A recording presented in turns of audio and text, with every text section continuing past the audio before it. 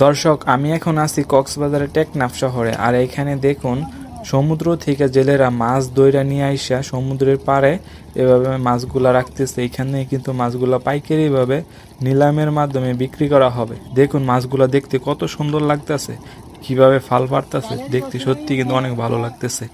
ওরা কিন্তু এইখানেই সমুদ্র থেকে মাছ ধইরা এখানে এসে এরকম ভাবে যে চালনের মধ্যে জাকি দিয়ে মানে মাছগুলা পরিষ্কার করতেছে, পরিষ্কার করে কিন্তু এখানে ডাইলা দিতেছে। এইগুলা কি মাছ হইতে পারে, কেউ জানলে কমেন্ট করে জানাবেন প্লিজ।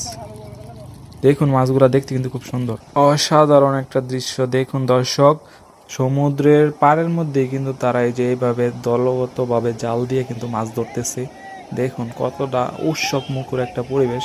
মোটামুটি অনেকজন কিন্তু একসাথে একটা জাল দিয়ে, বেড় জালের মতো এই জাল দিয়ে কিন্তু এভাবে মাছ ধরা হচ্ছে। এরা কিন্তু গভীর সমুদ্র থেকে মাছ ধরে না, এরা হচ্ছে যে সমুদ্রের যে পাড় আছে এই পাড় থেকে কিন্তু এভাবে জাল দিয়ে মাছ ধরতেছে। তাদের যে জালগুলো কিন্তু অনেক বড়। আর এই বিশাল বড় জাল দিয়ে কিন্তু এখানে মোটামুটি অনেকজন মানুষ একসাথে মাছ ধরতেছে।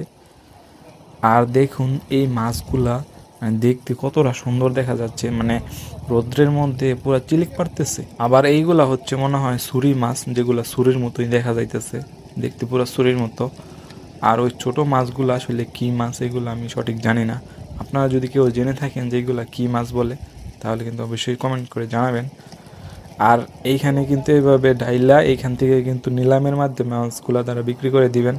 আর এইখান থেকে কিন্তু দেশের বিভিন্ন স্থানে এই মাছগুলো পৌঁছে যায়। এইখানে কিন্তু মাছগুলো জীবিত একদম, দেখুন ফল ফাটতাছে। কিন্তু আমাদের অঞ্চলে যখন আসে তখন কিন্তু আর এগুলা জীবিত থাকে না, এগুলা বরফের মাধ্যমে নিয়ে আসা হয়। আপনারা চাইলে কিন্তু এইখান থেকেও মাছ কিনে নিতে পারবেন। দেখুন মাছগুলো অনেক সুন্দর দেখা যাচ্ছে।